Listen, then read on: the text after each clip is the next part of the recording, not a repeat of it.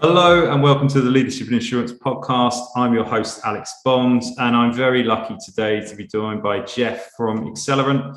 Jeff, how are you doing, sir? I'm doing well. Thank you, Alex. I hope you are the same. Yeah, well, I could be miserable and British and moan about the weather, but I'm going to try and avoid that. I've had that in conversation all day, but yeah, I've actually followed Accelerant for a little while, so I know the business relatively well and spoken to a few guys in the US and the UK. But for those of the people out there that have been hiding under a rock and don't know what you guys have been up to, it'd be lovely if you could give us the kind of short overview of the Accelerant business. Sure, of course. Well, first of all, it's not much of a rock. We're a relatively new, relatively small company. We started in 2019.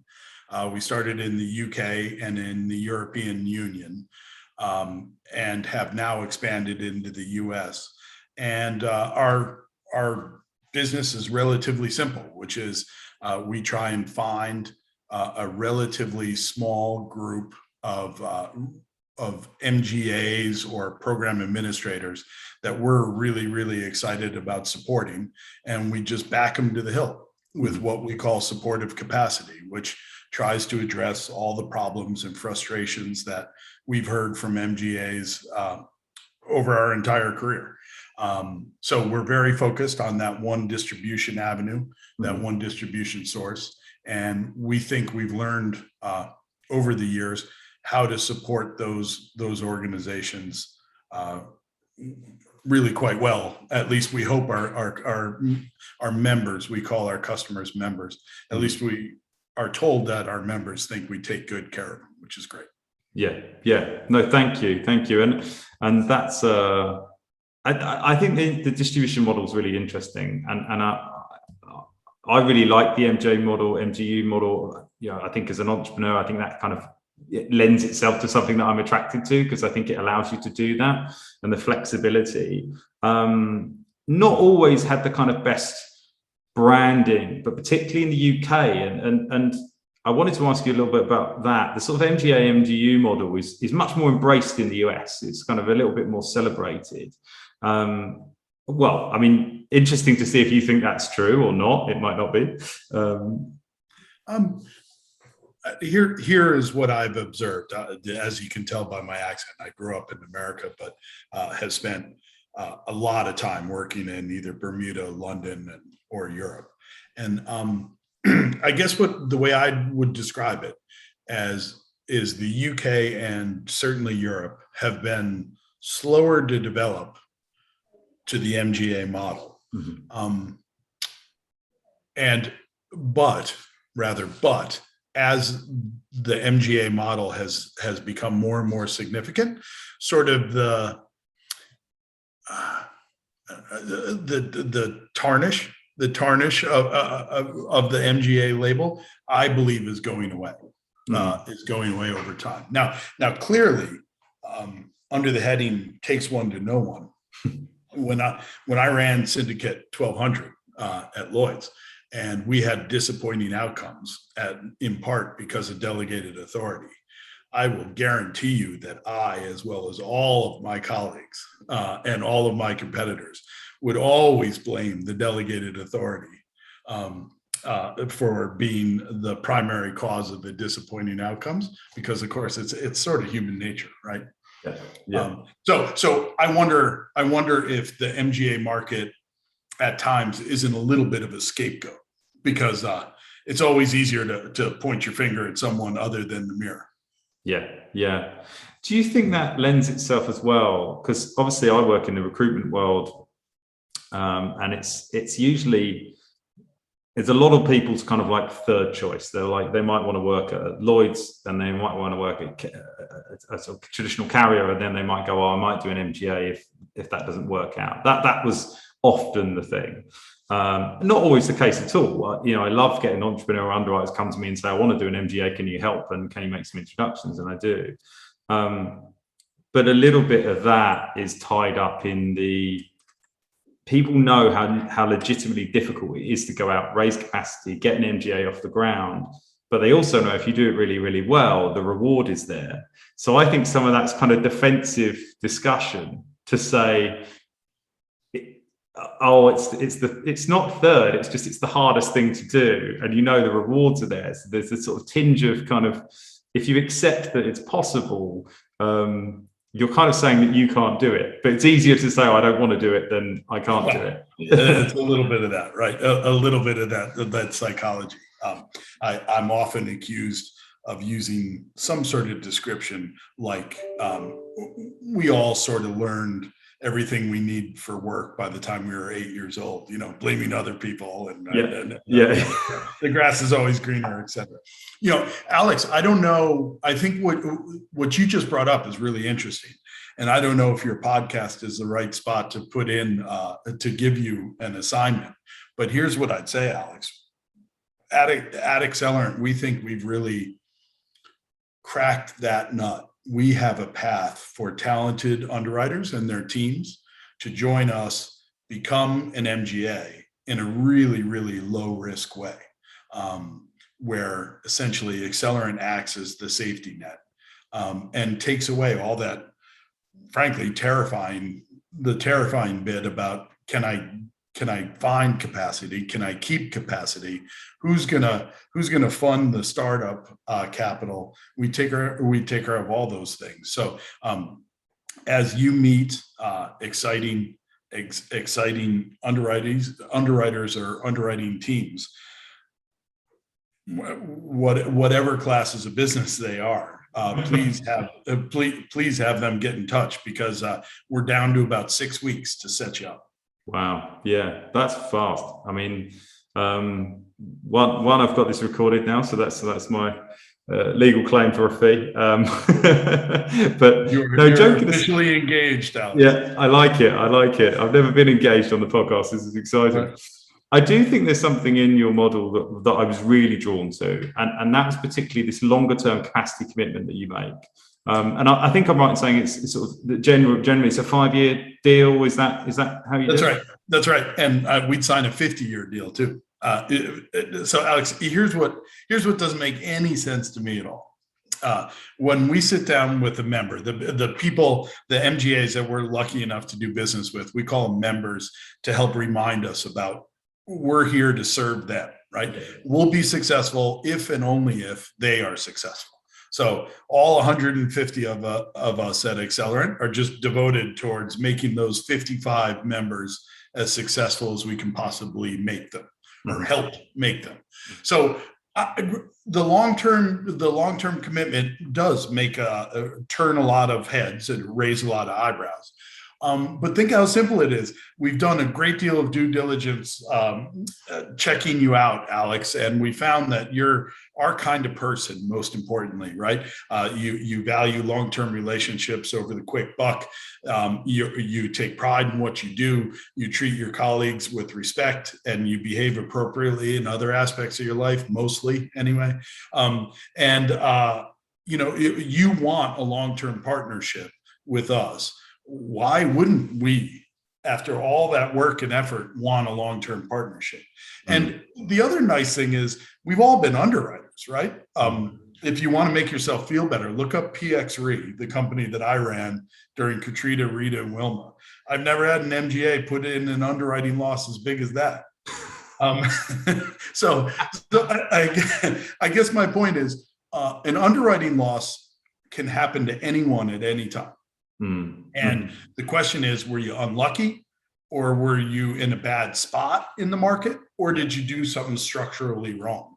Yeah. And the folks that we partner with, the members, rarely do something structurally wrong. And if they do, hey, you know what? We were part of this too on the portfolio modeling. We didn't do our job. Alex, all this stuff is facilitated, made possible by this technology fueled, data driven platform that we have underneath us, which none of this would be possible, right? Yeah. I couldn't sit and say to the members, or tell you that we say to our members, you just worry about your underwriting. We're going to be portfolio underwriters. The reason we can do that is because for the first time, at least in my career, I know about those policies as they're going down, right? I knew about the escape of water surge. And when I say I should just keep saying we. We knew about the surge in escape of water claims in the UK within 15 days of the lockdowns ending. I mean, it's a different world. Everywhere I would ever worked before in the past, I would have found out 3 years from now when I said, well, what happened in 01 or 21? And some actuary would tell me, oh, it was a weird escape of water surge.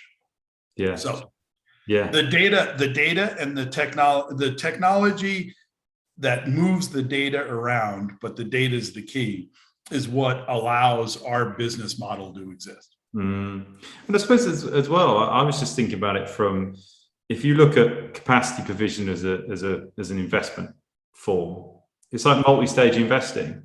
If you've done the due diligence and it was good at seed, it's probably good at Series A, and if it's still doing, it's good at Series B. You wouldn't want to be out of any of those rounds. You want to keep being in.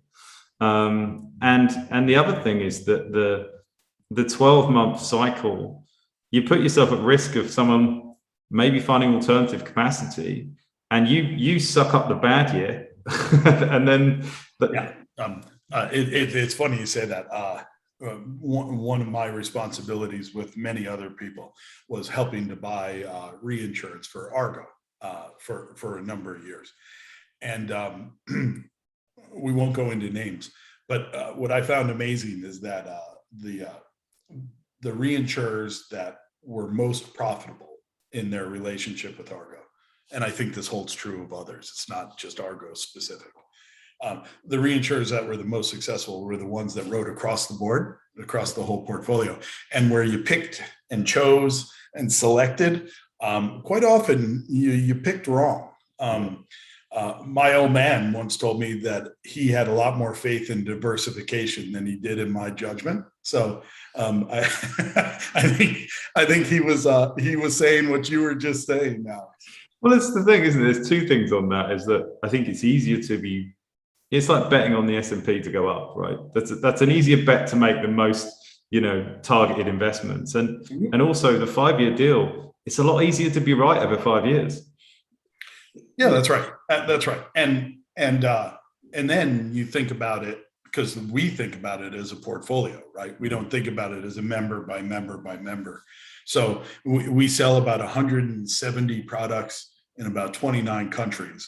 And that's a really, really diversified portfolio. The point being, any particular member can be as unlucky as he or she wishes. Yeah. And it's not going to move the portfolio loss ratio all that much. And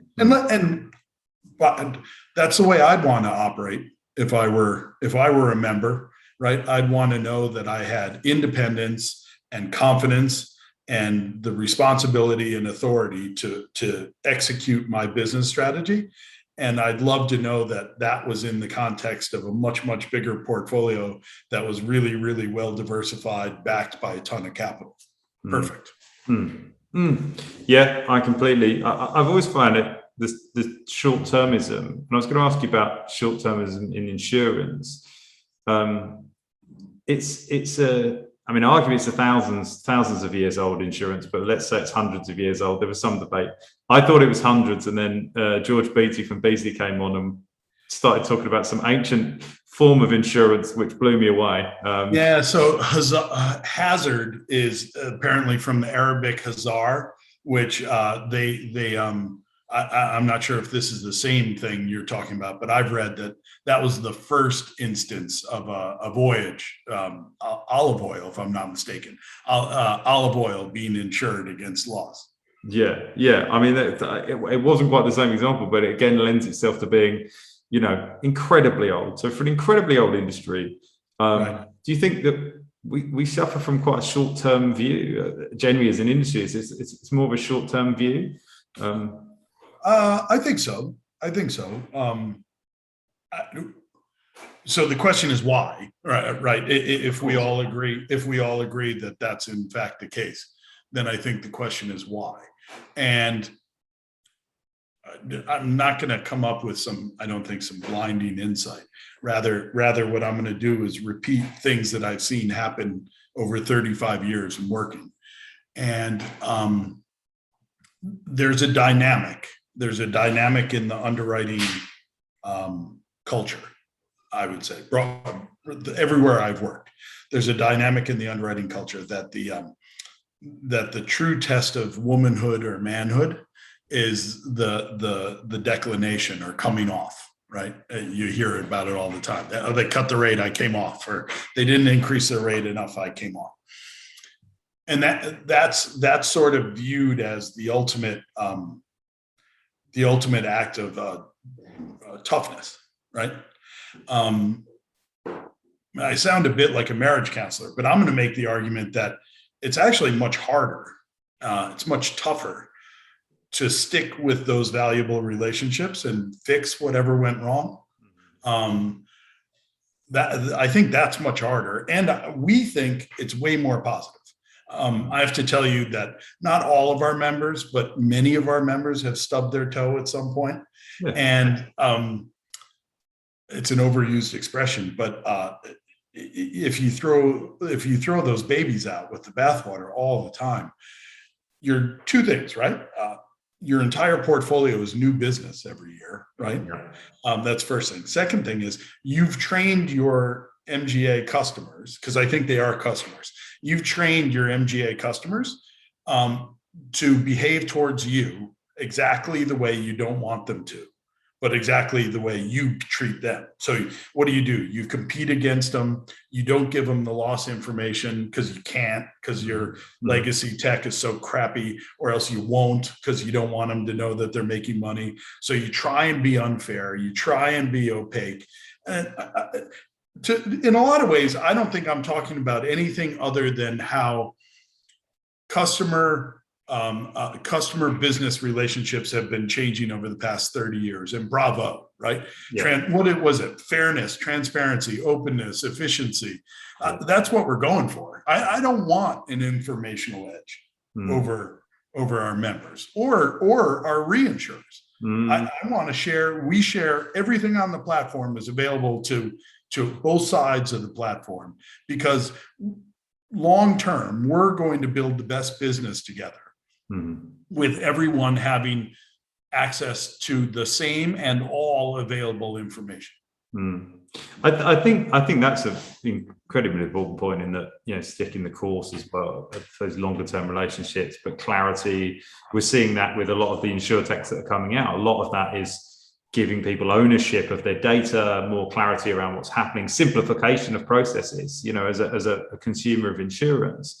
But I also think, one of the things that I see is that it's quite difficult for a publicly traded company to think on a long enough term to drive true innovation, for example. So it's very difficult to turn around to your shareholders and go, I'm going to make this investment. It's huge. It'll pay off in 20 years when you might not hold this stock. I think that's a harder message to put across.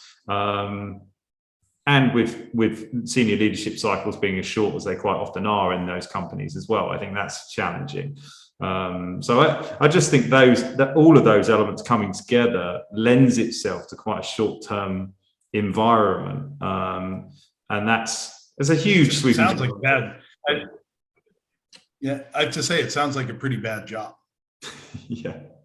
No, really. What you just if you've got a job where your bosses, shareholders, directors, if you've got a job where your bosses don't want to do the right thing for the company, right thing for the business and your customers and your employees, I'm sure it pays well, but it's short, right? Yeah. To your point, I would say you're setting that scenario you just painted. Again, you might have a fancy title and you might get on podcasts, but you've got just as bad a job as anyone working for a substandard company. It's going to end in tears, and it's going to end relatively quickly, I would guess. So what the team at Accelerant does is we wake up every morning and we say, what can I do today to make our members as successful as they possibly can be in 2026? We just add 5 years to whatever. And it's amazing how that changes your answers, right? If you say, I want our members to be as successful as they can be 5 years from now in 2026, you do a lot of things differently, right? But boy, you overinvest time, because I think that's more important than money, but you overinvest time in development. So we spend an awful lot of time with our members talking about, okay, what's next? You know, you're pretty good at this. You're grinding it out. What are you going to do from an adjacency standpoint? What do you want to do from perhaps a geographic standpoint? You know, how do we keep the momentum growing for the good of all of us, of the entire system? So Alex, you know, we're obviously a private company, and boy, long may it continue. I would hope, but we'll never know until we actually see it. I would hope that I and the rest of Accelerant would have the strength of convictions to behave that way, no matter how we are owned.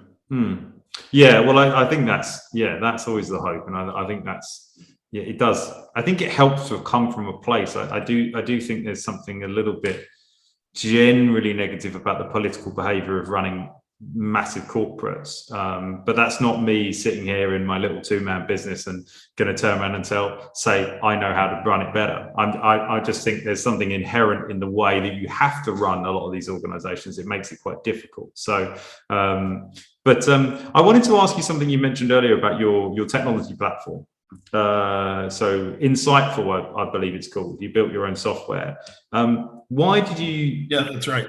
Why did you build it rather than buy it? There's obviously a lot of options out there, and would you make the same decision again? Because it's probably come on, if you like. Yeah, boy, we would have loved to have bought it. Right. I don't think it's available. Yeah, I don't think it's available. We had to build it. And just to be clear, we're not inventing technology at Accelerant, right? We're taking really modern, cutting edge tools that other people have developed, mostly around data and analytics, right? And we're applying them to the challenges that our members face. And I don't mean to minimize it, but the way I would describe Insightful is Insightful does the job that you would do if you could afford the time to sit there and look at UK SME loss cause emergence over the past 5 months. And the point is, you could do that really, really effectively, and arguably maybe I'd be okay at it. And you know what? Both of us could also switch to say, what producers' submissions have the most value in terms of how many bind and at what effective rate level and what implied profit. We could do that. We'd argue about the spreadsheet, but you and I could both do that. And I'm going to do one more example, and I'll stop belaboring the point. You and I could look at data quality coming from a particular member MGA and evaluate why is the data quality particularly good or particularly bad. But the point is, we can't do it all for 170, whatever it is, 175 products in 20 something countries. We just can't do it week by week by week. And man, the computer can. Everyone gets mad when I call it the computer, like it's a thing. But maybe they don't get mad. They just think I sound silly, which is fair enough. But what Insightful does is Insightful is sort of the disapproving governess looking over your shoulder all the time, saying, oh, this seems odd. Were you expecting this outcome? And what I would say is our problems, Accelerant's problems with our members are normally sort of annoyances or inconveniences because we catch them in the first month.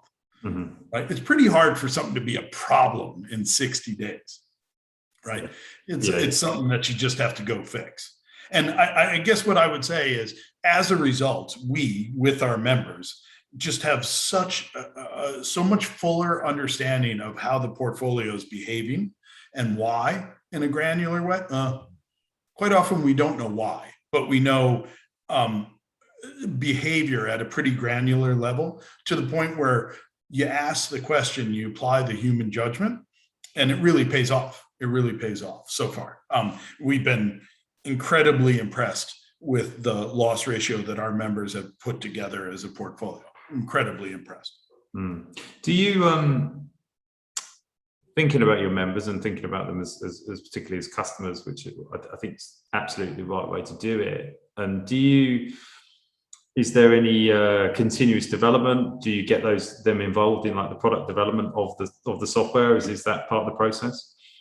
Yeah, it's interesting. I told you I was traveling, which is new enough that I felt I should mention it. And what I was traveling to and from was an internal discussion about how exactly do we create, as the vaccines seem to be taking hold, how exactly do we create essentially a member user board that directs what they feel like, which utility or functionality would be most valuable for them.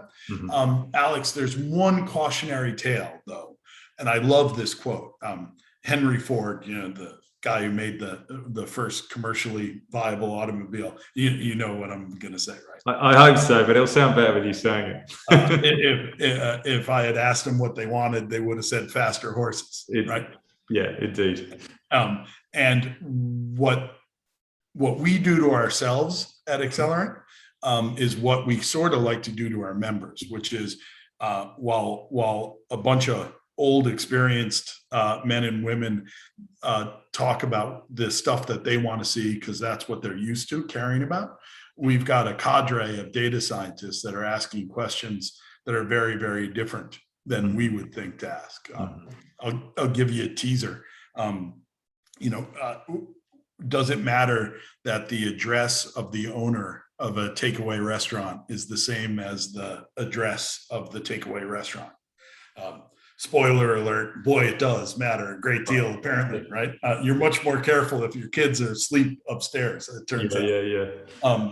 I don't know if I would, it makes sense now. I don't know if I would have found that, or I would have ever thought of that. So we try and do the same thing with the members, which is listen to what they think they want, and also shove from a different perspective, shove ideas down. And new ideas are like most things. Some are okay.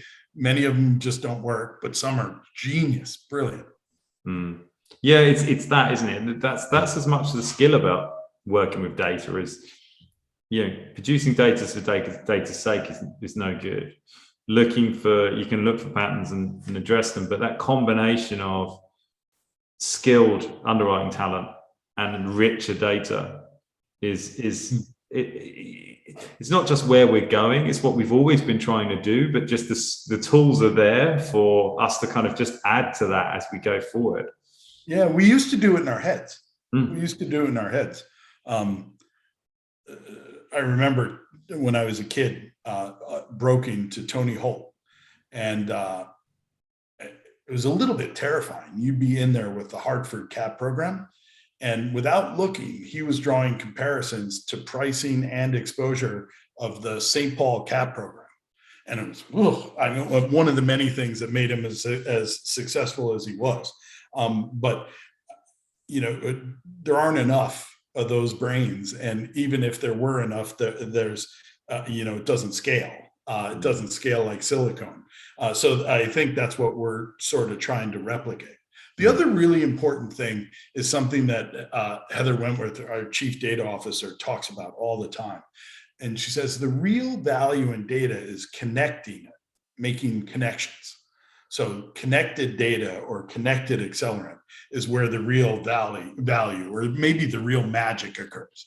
Because in and of itself, data elements can drive you towards relatively pedestrian. They might be important, but relatively pedestrian improvements. When you start connecting them, that's when you come up with sort of unexpected insights.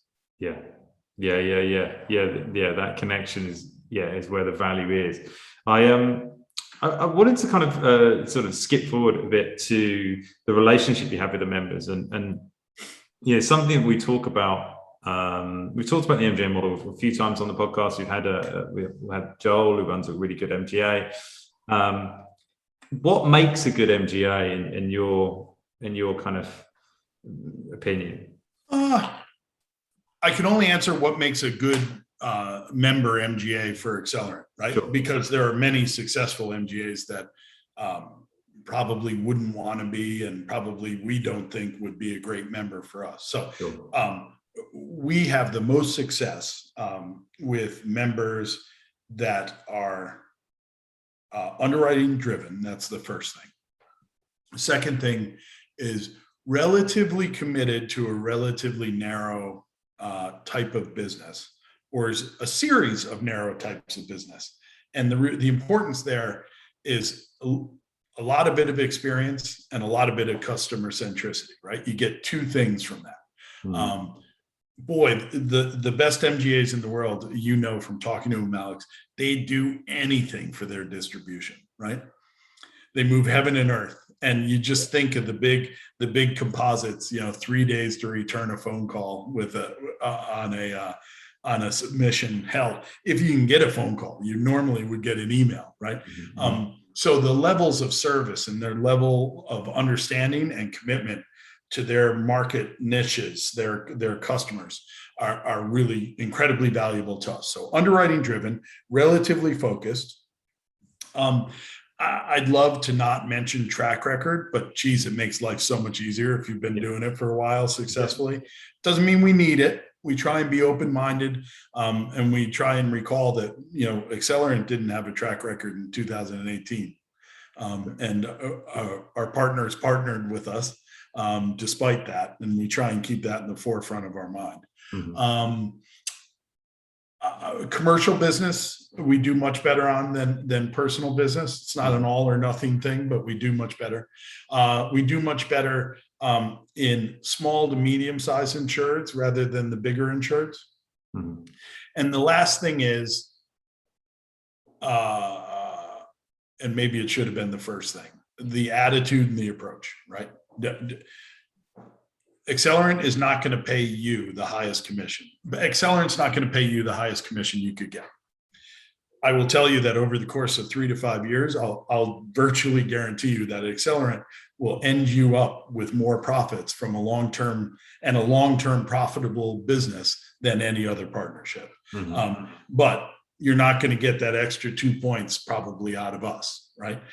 What you do get is product development support, portfolio underwriting support, investment capital, if that's what you want or need. You get a lot of other things, but what you don't get is the 2 points of extra commission to boast about in the lamb.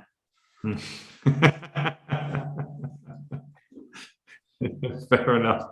Right. And that is the important part of the equation. How much? Well, what I say to the members after a little bit of a debate, not too many of them are London-based, but the ones that are London-based, is I go through that impassioned argument about we're building a long-term business or helping you build a long-term business. And then I point out to them, you can just go to the lamb and say you got 32 anyway. No one's going to know. That's brilliant. I always think the best thing I could have done for my recruitment business is try and buy the lamb. There must be.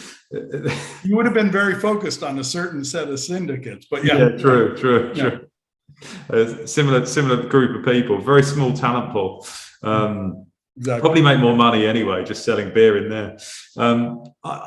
Taking it onto the kind of Insurtech space, because there's a lot of what we focus on, and a lot of the MGAs and MGUs I deal with now are very much seen as Insurtechs. Mm-hmm. And most of them are taking the MGA, MGU as part of their journey they want the destination to be a full stack carrier. Right. You know why? Because they can't find an insurer that's worth a damn. I was going to say, are they missing a trick? I was like, yeah, absolutely. They're not. No. As we've been fortunate enough to attract four members that I would call real Insurtechs or digital first type businesses. Mm-hmm. And in each case, we've had a gentle person's bet, because I can't say gentlemen because they weren't all men, a gentle person's bet that I could convince them that going full stack wasn't worth it. So the reason many of them go full stack is two. One is absolutely true and operational, and one's a little cynical. The first sort of operational true one is, if you can find a fronting company that does a good job, God bless you, because most people can't. It's not really in our business, but I don't think we could, or I certainly couldn't. There's a great story about a composite company who was trying to modernize itself, right? And it knew it couldn't really turn over the mothership. So what it was going to do, does this sound familiar? What it was going to do is make investments in these new Insurtechs and support them and go inside out, modernize itself inside out. Mm-hmm. So they started supporting this brand new Insurtech that they invested in. And the Insurtech said, we need to be nimble, right? Nimble, react very quickly to what we're seeing in the market, et cetera, et cetera. And the composite company nods and says, all right, we're going to give you double the actuarial support of any of our business units, which means you can change your algorithm not once a year, but twice a year. It's true. That's a true statement. That's amazing. It's kind of like, right? Yeah. So what we say to our Insurtech members and the Insurtechs out there that aren't members yet, if you think it's really important to make an underwriting profit, or else you're of the view that you're not building much of anything. So if you view making an underwriting profit is really important, come call us. We'll partner with you and we'll get you started faster than you can possibly imagine. And you can change your algorithm as many times as you want. We won't get in your way. And in fact, we're set up to be as nimble, as fast, perhaps a little faster than most of you. Mm-hmm. And right now, Accelerant has the distinct pleasure of responding or being responsible to 63 regulators. And as I say to all my Insurtech friends, are you sure you want to do that? Yeah. Or, why in the world would we both do that? maybe that's a better question. That doesn't seem to make any sense. It's always that thing of like, it's control of their product is the thing that they usually seem to, like, creative control of the product and the nimbleness is the key sort of driver responses that I get. We can't control the product. We want to control the product. But I suppose what do they mean by that, do you think? What do you mean? What do they mean by control the product, do you think? Probably the speed to change it. We've created, we've created some terms and this is what it is. And we've had these signed off and then we can't get the response quick enough. But maybe that's because, there's a little bit about the magic of how you've set Accelerant up, that this is going to be your distribution model. So therefore it's all about serving the members. Whereas every other carrier, it's essentially a division of, it's an add-on. It's some value add at the end of the year. It's kind of the joint venture section, right? Yeah. And if you think about it, every joint venture is absolutely hated internally. No, honestly, it's true, right? If you look to the oil and gas companies, I'm sitting talking to you in Texas, the oil and gas companies, they have their main business and they have their JV business, and everyone in the main business hates everyone in the JV business. It's just the way it is, right? It's us versus them. So here was the magic, and I wish I could tell you that I came up with it, but actually, it was pointed out to us, us being Chris Lee Smith and I, co-founders. We were at Harvard Business School, getting some executive training, and the professor pointed out that in really, really complex relationships between customer and supplier, in really, really complex relationships, companies, for their own efficiency, like to match up by function. So underwriters would talk to underwriters, accountants would talk to accountants, et cetera, right? Mm-hmm. But what they found was, doing that, no one had an overall sense of the health of the relationship.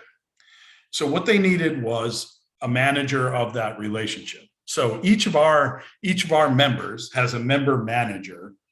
I don't think that's quite their title, but that's what I think of them as. A member manager that is the CEO of Accelerant for that member. So when the member manager calls me and says, you're going to Greece, I go to Greece, right? When the member manager calls Frank and says, I know it's a long weekend, but we need a new product up in the next 5 days, Frank and his team responds, et cetera, et cetera. So I guess what I'd say with a bit of pride, because it's not me, it's the Accelerant team. So I'm not bragging at all. I'm patting them on the back. They really walk the talk, and those member managers are the heart and soul of the business, because customers are the heart and soul of the business. Mm. Well, what you're talking about there as well is just genuine distributed authority and autonomy. Right? Yeah, so, well, you hire a bunch of experts. You don't have any pyramids. I'm not going to tell you how many direct reports I have, Alex, but suffice it to say, we don't build many pyramids at Accelerant. You hire expert people, you give them authority, and you tell them that the first and most important customer to our business is the regulator. We have very limited appetite for regulatory risk. Mm-hmm. Once you cross that hurdle, as long as you're doing the right thing for the member, we'll back you up. The organization will back you up, but for goodness sake, decide and get on with it, right? Yeah. It's fascinating how often that's the thing that goes wrong. And you know, I read loads of business books, but even talking about sort of retail and successful retailers, and the marked shift between this growing retailer where he just went, I'm just going to give the authority of the people that work in the shop to make cash refunds up to value. And they were like, just the amount of time saved and all that thing, really simple, like really just simple things of going, you deal with them every day. You don't need to refer it to me to kind of authorize that the best thing to have happen is X, because if you're telling me it's the best thing, then it'll be the best thing. But exactly aren't structured that way. I want to be respectful of your time, and I'm really conscious that we're coming up to that kind of time that I said. So, but what I don't want to do is, you know, cut you off in your stride of telling me what's next year looking like for you guys. Are there any kind of growth plans? I know you sort of opened up in the US and Europe. Is there more geographic spread coming? Is there any excitement? I think so. It's public that we entered into an agreement to purchase a Canadian insurance company, subject to regulatory approval, which we at least are optimistic that we'll receive by the end of the year. So if that goes well, from a geographic expansion perspective, we'll enter the Canadian market with the exact same approach. Right, the member managers will lead the charge there, and we're all there to serve the member managers as they serve the members. So as I think of 22, 23, 24, I don't think in terms of geographic expansion. What I think of is some careful growing of the number of members that we're fortunate enough to have in our network. But what's really important is growing those members' books of business. That's what's good for everyone. We're really proud of the fact that our members, this is a pretty good statistic, our members in the first 2 years of Accelerant membership, average growth is 19.6%. You take the two most senior people in the business and you tell them you don't have to worry about renewing your 8 binders every year. You don't have to be in London 4 months a year trying to figure out how to get a lead for, you know, John, who's at a different syndicate now. If you take all that away, boy, can those guys love their business. They're entrepreneurs, as you said, and they do great things if you give them back their autonomy and time. Yeah. So that's what our Accelerant story is going to be, the story of our members. And we're going to do whatever we can to allow their creativity and industriousness to shine through. So that's what'll come from us over the next several years. Awesome. Jeff, that's a great way to finish it off. So thank you so much for spending your time with me, and appreciate you being a guest on the podcast. Not at all, Alex. Thank you. Thank you.